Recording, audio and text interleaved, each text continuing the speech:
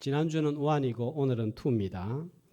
1347년부터 1351년까지 한 3년 4년에 걸쳐서 유럽에서 흑사병이 발생했는데 이때 2천만 명이 죽었습니다. 당시 유럽 인구가 약 6천만 명이었는데 2천만 명이 죽었으니까 유럽 인구의 3분의 1이 죽은 거예요. 어마어마한 숫자가 죽었습니다. 당시에는 의학이 발달되지 않았기 때문에 더 피해가 컸습니다. 그러나 의학이 발달한 현대 사회도 이런 위협에서 자유롭지 못합니다. 지금 코로나 바이러스로 인해서 온 세계가 위험과 위기에 노출이 되어 있습니다. 어제 통계를 보니까 중국에서 사망자가 1,500명, 확진자가 6만 6천 명을 넘어서고 있습니다. 자, 여기에서 이 사태가 가라앉지 않으면 온 세계가 재앙으로 이어질 수 있습니다. 경제적으로 큰 타격을 입고 있습니다. 우리 성도들이 기도해야 하겠습니다. 이런 위기를 맞이할 때마다 느끼는 것은 아무리 의학이 발달하고 우주선을 발사하고 대단한 건축을 하는 것을 보면 인간이 신이다 싶은 생각이 들다가도 눈에 보이지 않는 정말 작은 바이러스 하나에 온 세상과 인류가 공포에 뜨는 것을 보면 참 사람은 연약한 존재다. 정말 하나님 앞에서 하나님을 두려워하며 살아야 되겠다. 지구가 든든한 것 같아도 하나님이 아무리 강한 나라라도 이 바이러스 하나만 투여시키면 재앙으로 이어지는 거예요. 코로나 바이러스 같은 문제가 아니더라도 지금 내 앞에 닥친 문제 앞에서 어쩔 줄 몰라서 잠을 이루지 못하는 나를 보면 내가 얼마나 연약한 존재인지 절감합니다. 나태주 시인의 너와 함께라면 인생도 여행이다 시 전반부는 인생에 관하여서 이렇게 시작을 합니다. 인생이라 무엇인가 한마디로 말하는 사람 없고 인생이 무엇인가 정말로 알고 인생을 사는 사람 없다. 어쩌면 인생은 무정의 용어 같은 것, 무작정 살아보아야 하는 것, 옛날 사람들도 그랬고 오늘도 그렇고 앞으로도 오래 그래야 할 것. 사람들은 인생이 고달프다, 지쳤다, 힘들다고 입을 모은다. 가끔은 화가 나서 내다버리고 싶다고까지 불평을 한다. 사는 것이 너무 힘들기 때문에 인생이 무엇인지 모르겠고 내다버리고 싶기까지 한다 하는 것입니다. 사는 것이 힘든다는 거예요. 젊은 사람은 젊어서 힘들고 나이 든 사람은 나이 들어서 힘들고 남자라서 힘들고 여자라서 힘들고 자식이라서 힘들고 부모라서 힘이 듭니다. 그래서 불교에서는 사는 게 고다, 고행이다, 고통이다 그렇게 말을 합니다. 성경도 이런 인생의 힘듦을 인정합니다. 인생을 어디에다가 비유하고 있습니까? 광야 같은 인생이다 하는 거예요. 이스라엘 백성들은 애굽에서 빠져나오고 홍해를 건너 새 인생을 출발했지만 광야가 펼쳐져 있습니다. 우리는 분명히 예수 믿고 세상에서 빠져나와서 다른 삶을 살고 있습니다. 하나님을 믿고 있습니다. 그러나 자고 일어나면 눈앞에는 광야가 펼쳐져 있는 거예요. 광야 앞에서 어떻게 통과해야 하나 전전긍긍하면서 한날 한날을 살고 있습니다. 민수기 1장 3절을 보면 민수할 때 어떤 사람을 계수하라고 했죠? 20세 이상 싸움에 나갈 만한 사람입니다. 그러니까 이스라엘 백성들에게는 광야는 싸우는 곳이에요. 전쟁하는 곳이에요. 가나안 땅에 도착하기 전에 광야를 먼저 통과해야 되는데 싸워야 통과한다는 거예요. 그러면 통과하는 비결이 무엇인가? 민수기를 통해서 하나님은 우리에게 일러주고 있습니다. 그런데 민수기 말씀을 읽어보면 이상합니다. 광야를 통과하는 실제적인 방법을 알려줘야 되는데 하나님께서는 자꾸 엉뚱한 지시를 내리는 것 같습니다. 자, 싸워야 된다면 뭐가 필요합니까? 무기가 필요하고 무기를 어떻게 사용해야 되는지, 군사를 어떻게 훈련을 시켜야 되는지, 싸움의 방법을 가르쳐 줘야 되는데 그런 내용이 아예 없습니다. 거의 없습니다. 싸움에 나갈 만한 자를 계수하는 것도 살펴보면 1장이 채 안 되는 거예요. 1장 중에서도 46절에서 끝나고 맙니다. 대신에 전쟁과는 아무런 관련도 없는 레위인들의 계수하는 게 나옵니다. 전쟁도 안 나가는데 레위인들이 할 일, 레위인들이 운반하는 기구들, 레위인들은 누군가, 레위인은 어디에 위치를 해야 되는가, 이 내용이 얼마나 길게 기록이 되어 있습니까? 1장 후반절부터 2장, 3장, 4장 길게 기록이 되어 있는 거예요. 너무 기니까 다 읽어볼 수도 없습니다. 싸움에 나갈 만한 자 계수하는 것보다 3배, 4배 이상 길게 기록하고 말씀하고 있습니다. 왜 이렇게 엉뚱하고 이상한 말씀을 길게 하고 있을까요? 군사가 필요 없다 이게 아니에요. 필요하기 때문에 군사를 계수하라 했습니다. 그러나 군사력 가지고는 광야 통과할 수 없다. 이스라엘 스스로의 힘으로는 통과할 수 없다. 레위인들이 섬기는 하나님을 바라보고 의지하고 붙들 때 통과할 수 있다. 그러므로 광야 통과하는 비결은 하나님께 집중하는 것이다. 지금 이 메시지를 여기에서 전달하고 있습니다. 2장 2절에 보면 백성들이 멈추어서 진을 칠 때 어떻게 치라고 그러죠? 2장 2절에 보면요. 자, 어떻게 치라고 그럽니까? 해막을 향하여 진을 치라. 해막에 누가 있습니까? 하나님이 계시는 거예요. 하나님께 집중하라. 이거예요. 4장은 3장에서 알려준 레위인들의 업무를 훨씬 더 구체적으로 기록하고 있습니다. 특별히 4장 5절을 한번 볼까요? 언제 레위인들이 해야 할 일들을 기록을 하고 그 업무를 소개하고 있습니까? 언제예요? 진영이 전진할 때, 자, 움직일 때에 해막을 어떻게 관리하고 운반할 것인가? 자, 이 이동 사진을 한번 보겠습니다. 자, 집에 가서 보면 이 그림이 그대로 성경을 읽어보면 나올 거예요. 맨 앞에 무엇이 앞장서고 있습니까? 제사장들이 어깨에 메고 가는 법궤가 앞장을 씁니다. 그 다음에 일대로 누가 어느 지파가 출발하죠? 유다 지파. 그런데 그 다음에는 르우벤 지파인데 사이에 뭐가 있습니까? 게르손 자손들, 므라리 자손들이 메고 가는 성막 부품들이 있어요. 자, 그 다음에 또 2대와 3대 사이에 뭐가 있습니까? 고핫 자손들이 또 메고 가는 성막 기구들이 있습니다. 법궤가 앞장서고 중간중간에 성막의 성물들과 기구들이 딱 위치하면서 이동을 합니다. 뭘 우리에게 말씀하고 있는 거예요? 멈추었을 때는 아까 어디를 향해서 진을 치라고요?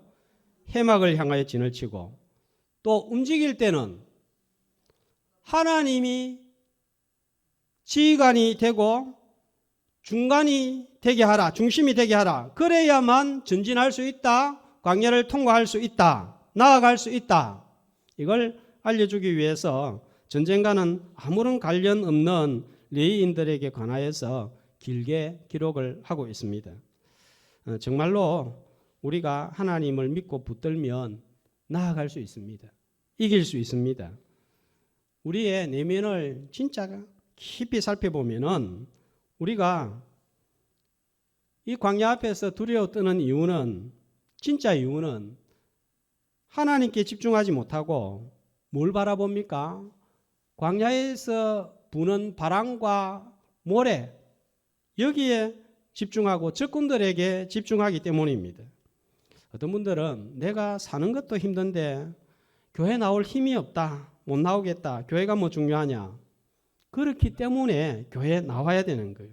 내 힘으로 살 수 없기 때문에, 사는 것이 힘들기 때문에, 내 힘으로 광야를 걸어갈 수 없기 때문에 나와야 되는 거예요. 해막을 향하여 진을 치는 것입니다. 교회 오는 이유는 광야의 모래와 바람만 바라보던 시각을 회막을 향하여 마음에 진을 치고 하나님께 집중하기 위함입니다. 자, 회막 안에는 증거의 말씀이 있습니다. 시은자 위에 하나님이 임재해 계십니다.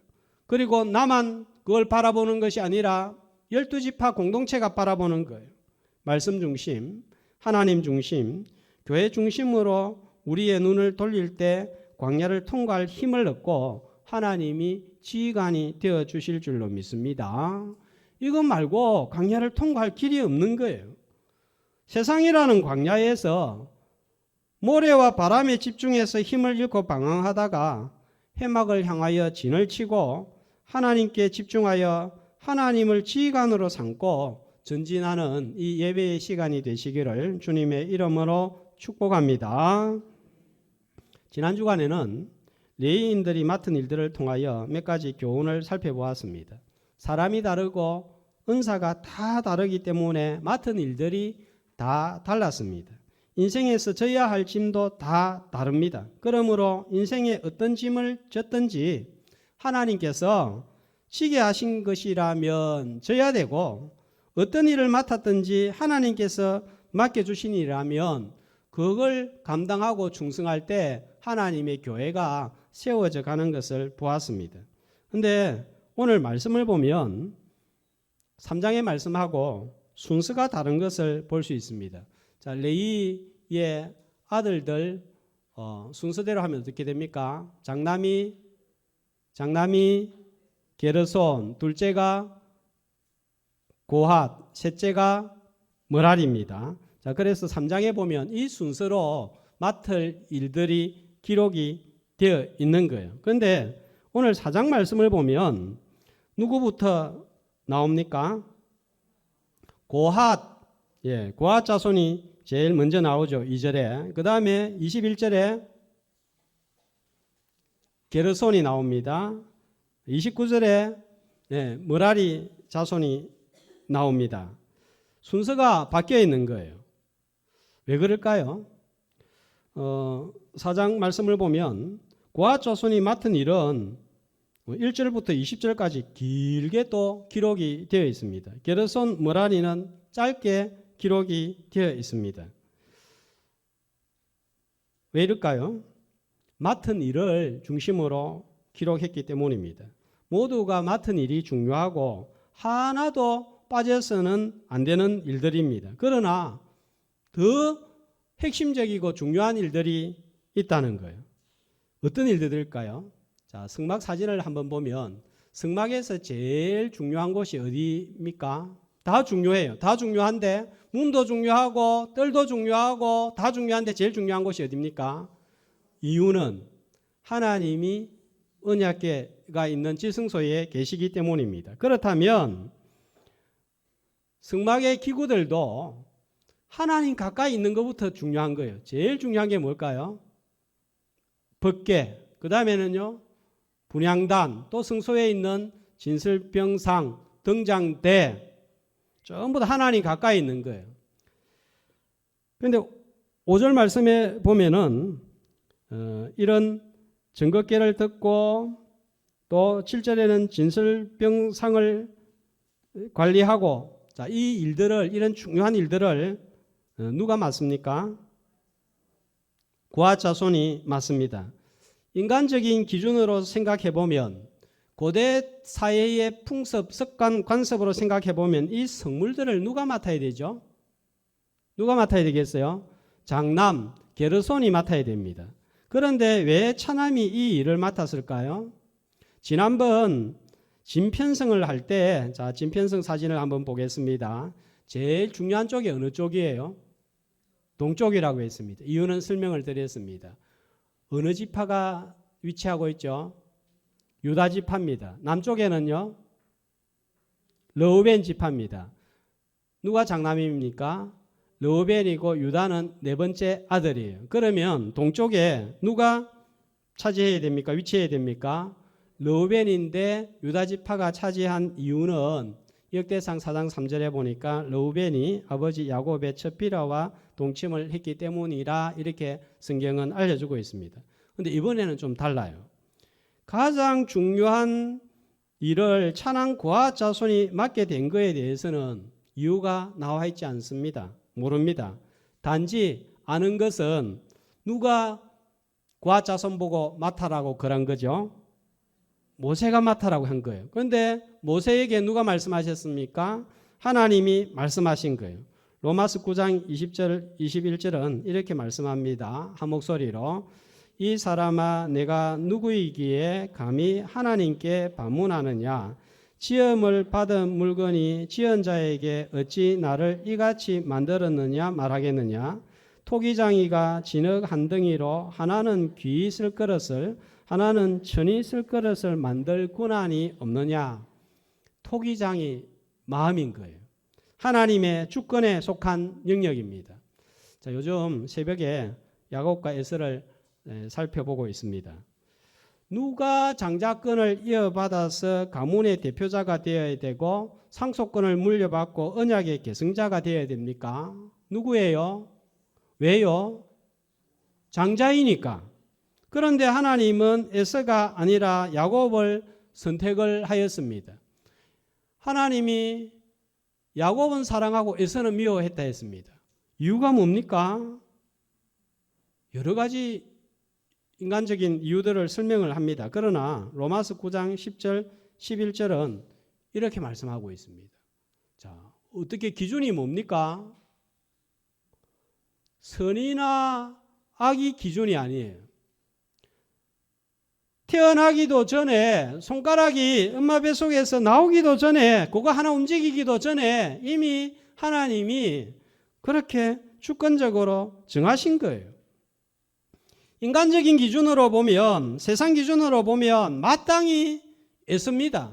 그런데 야곱이 선택함을 받았습니다. 자, 이런 말씀을 들으면 또 고개가 갸우뚱해집니다. 하나님은 불공평하다. 이런 생각이 듭니다. 그런데 이렇게 한번 생각해 보겠습니다. 하나님께서 많은 사람들 중에서 나를 선택해서 언약의 백성이 되고 하시고 하나님의 자녀가 되게 하신 이유가 뭡니까? 교회 밖을 보면 나보다 훨씬 괜찮은 사람 많이 있습니다. 인물도 배운 것도 가진 것도 집안도 비교가 되지 않을 정도로 월등한 사람 많습니다. 게다가 인격도 성품도 좋고 교양도 있습니다. 그런데 왜 하나님은 나를 선택해서 제사함을 받게 하시고 하나님의 자녀가 되게 하시고 몇 년이 될지 몇천 년이 될지 모르지만 일어날 영원한 땅에 대한 계시를 나는 듣고 받아들이고 깨닫게 하셨습니까? 그런데 천재라도 이걸 깨닫지 못하는 거예요. 요한복음 3장에 보면 니고데모 같은 그런 학식 있는 천재도 사람이 거듭나지 않으면 하나님 나라 들어갈 수 없다 그러니까 어떻게 사람이 두 번 태어날 수 있습니까? 못 알아듣는 거예요. 그런데 우리는 알아듣습니다. 이유가 뭡니까? 하나님의 자녀가 되었습니다.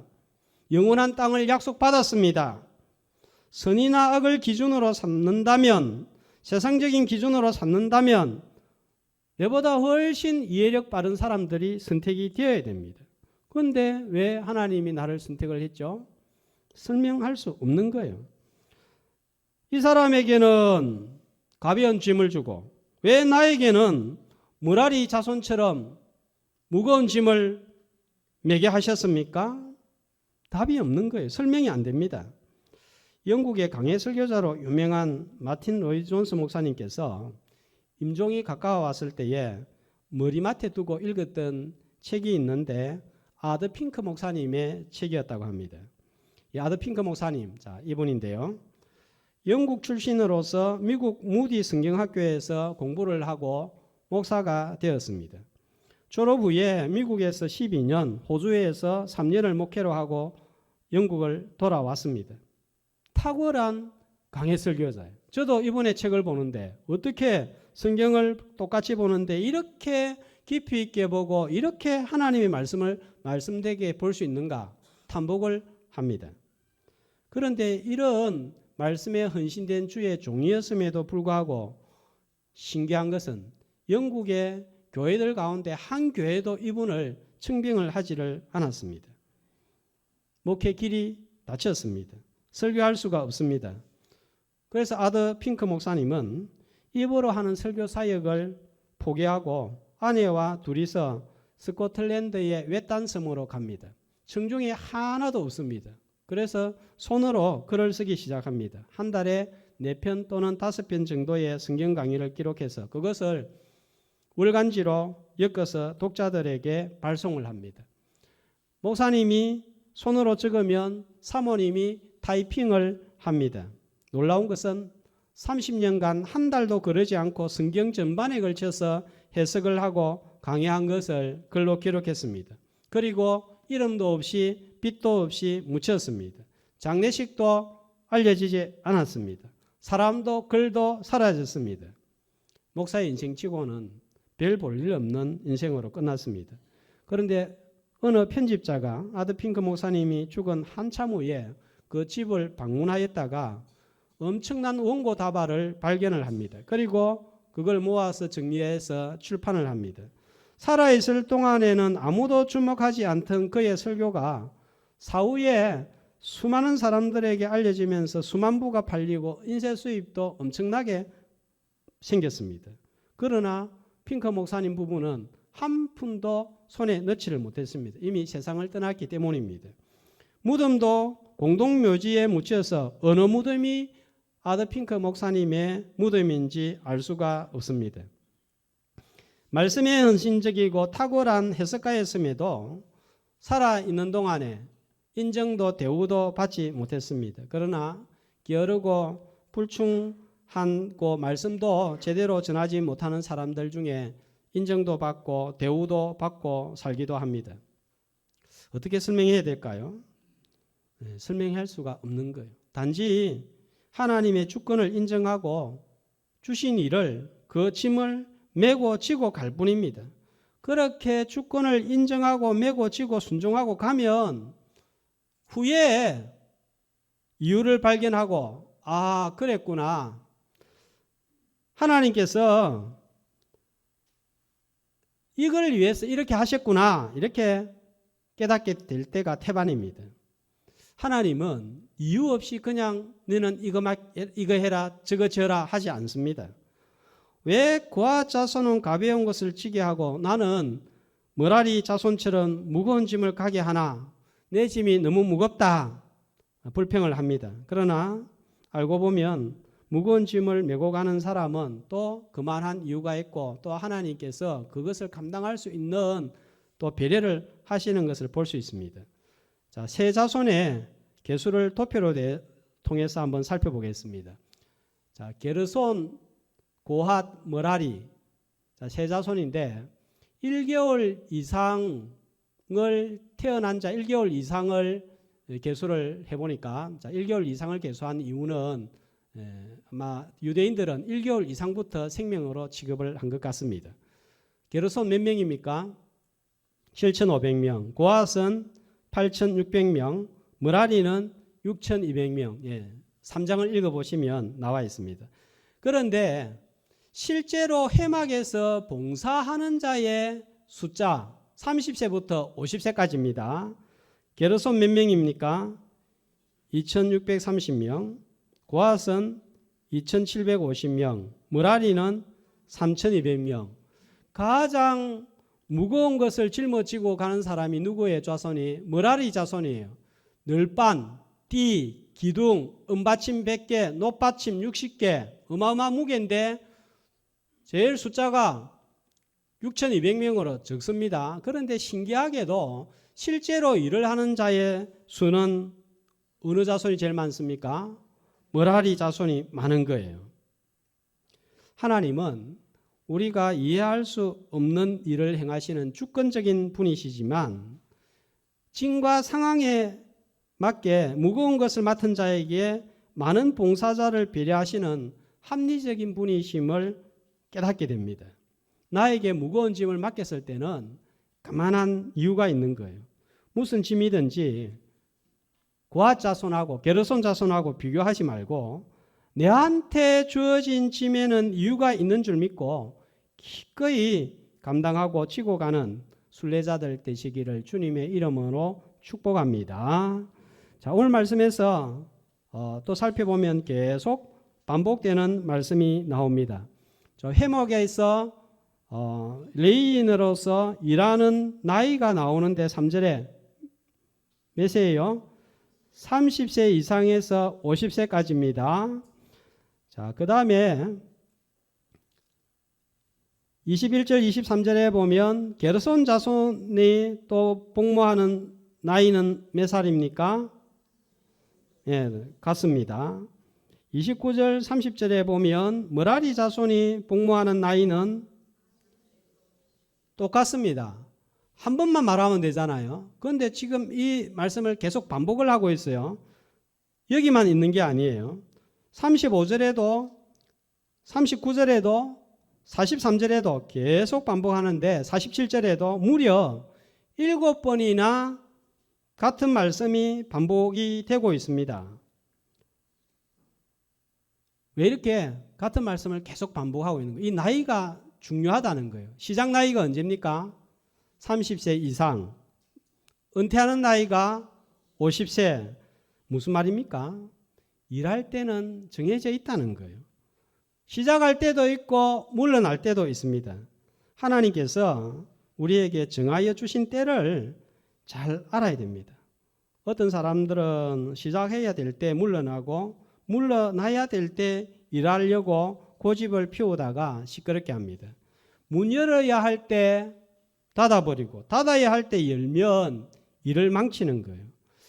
왜 30세에서 50세로 정했을까요? 자, 여러 가지 이유가 있습니다. 육체적으로 보면 30세는 혈기 왕성한 거예요. 힘이 있습니다. 50세는 힘이 빠지는 시기입니다. 그런데 이것보다 더 중요한 게 있어요. 젊었을 때는 혈기가 넘치니까 하나님보다 혈기가 앞서가는 거예요. 그런데 이제 나이가 많이 들면 어떻게 되겠습니까? 반대가 됩니다.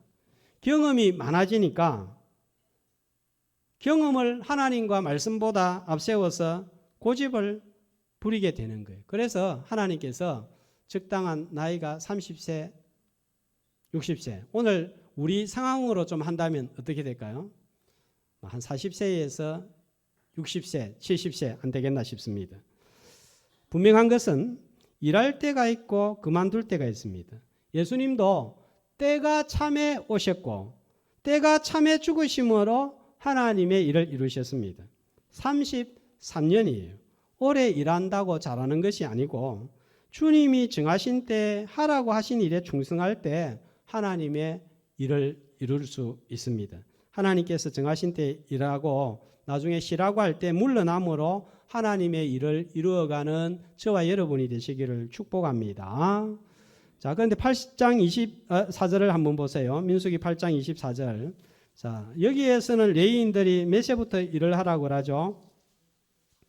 자, 8장 24절에 보면 몇 세입니까? 25세입니다. 역대상 23장 24절 다윗 시대에는 보면은 몇 세입니까? 20세예요. 자, 본문에는 30세 이상이잖아요. 자, 5년 10년 차이가 납니다. 왜 이렇습니까? 25세 20세라고 나와 있는 것은 바로 레위인의 일을 하는 게 아니에요. 5년 10년 뭐합니까? 레지던트로 견습생으로 준비하는 거예요. 배우도록 하는 것입니다. 이유는 하나님의 일을 함부로 할 수가 없는 거예요. 아까 전쟁에 나갈 사람들은 몇 세였습니까? 20세 보다 10년이 더 높습니다. 하나님의 일이 중요하기 때문에 그렇습니다. 자, 4장에 보면 성물을 관리할 때 운반할 때 어떻게 하라는지 잘 나와 있습니다. 4장 5절에 보면 하나만 말씀을 드리면 자, 증거궤를 관리할 때 운반할 때는 어떻게 합니까? 지성소 앞에 있는 휘장으로 사람들이 보지 못하도록 덮어야 됩니다. 그 다음에는요, 해달의 가죽으로 덮고 그 다음에는 순청색으로 덮습니다. 왜 순청색일까요? 하늘색이에요. 하나님이 계시는 것을 상징하는 파란색이에요. 자, 이런 다 의미들이 있습니다. 색깔에, 사이즈에 다 의미들이 담겨 있고 이 모든 것들은 예수 그리스도를 바라보는 중요한 일이에요. 복잡합니다. 잘못하다가는 죽습니다. 15절에 잘못 만지면 4장 15절에 죽습니다. 그리고 20절 말씀해 보면 잘못 보아도 죽습니다. 하나님을 위해서 사용하는 물품들은 특별히 중요하고 우리가 잘 다루어야 되는 거예요. 술집에서 사용하는 악기는 누구를 위한 거예요? 사람의 쾌락을 위해서, 즐거움을 위해서 사용합니다. 교회 밖에 있는 의자, 책상, 종이 전부 다 사람을 위한 것입니다. 그러나 교회의 강대상, 교회의 주복, 교회의 악기들, 기물들은 세상 것과 구별되는 거예요. 왜 구별이 됩니까? 전부 다 주보 한 장이지만 이건 하나님을 위해서 만들어진 거예요. 강대상도 마찬가지입니다. 똑같은 마이크, 똑같은 CD이지만 교회에 있는 거는 전부 다 하나님을 예배하고 하나님을 위해서 존재하는 거예요. 구별이 되는 거예요. 자, 거룩의 뜻이 뭡니까? 히브리어로 카도스. 구별되었다, 분리되었다 하는 거예요. 그런데 교회 주보 밟아버리고 찢어버리고 개가 물고 가버리고 하는데 주의해야 되는 거예요. 구약에서는 잘못 만지고 다루었다가 죽임을 당했습니다. 자, 이렇게 하나님을 위하여 사용하는 성물을 다루고 관리하기 위해서는 준비가 필요한 거예요. 예수님은 3년 공사역 했는데 30년간 준비를 했습니다. 준비하는 것만큼 사용받고 준비하는 것만큼 은혜도 받습니다. 민수기 말씀을 나누고 있습니다. 조금 어렵죠? 늘 성경 읽어도 딱 민수기에 오면은 대충 읽습니다. 그 말이 그 말이고 하나님 그냥만 넘어갑니다. 봐주세요. 10년을 읽어도 10번을 읽어도 100번을 읽어도 이 안에 무슨 내용이 있고 어떤 내용이 있는지 모르는 거예요. 그러니까 말씀에 대한 이해와 깊이가 항상 10년 지나도 그 자리인 거예요. 주중이나 토요일 저녁에 한두 번 읽어보고 예배 시간 미리 좀 오셔서 본문을 읽어보고 듣는 분과 그냥 앉아서 듣는 분은 차이가 있는 거예요. 나는 아무리 읽어도 이해가 안 되겠다, 못한다. 좀 하나님 그러면 들을 때에 좀 이해할 수 있도록 도와주세요. 성령님이 귀를 열어주세요. 귀 있는 자는 들을지라고 했는데 하나님 귀를 열어주옵소서. 자, 이렇게 준비하고 말씀을 듣고 읽으면 문자 이면에 있는 의미를 발견하고 말씀의 깊이 속으로 들어가서 은혜를 받게 되는 것입니다. 하나님은 사람의 이해, 세상의 기준을 초월하여 우리에게 인생의 짐과 봉사의 짐을 맡기십니다. 지고 가야 하는 거예요. 아울러서 준비된 자를 때가 되면 사용하시고 은혜를 주십니다. 하나님의 주권에 순종하는 것과 내 준비가 균형을 이루어서 하나님께 사용받고 은혜 안에 머물되 깊이 머무는 순례자들 다 되시기를, 그래서 넉넉히 광야를 통과하는 저와 여러분이 되시기를 주님의 이름으로 축복합니다.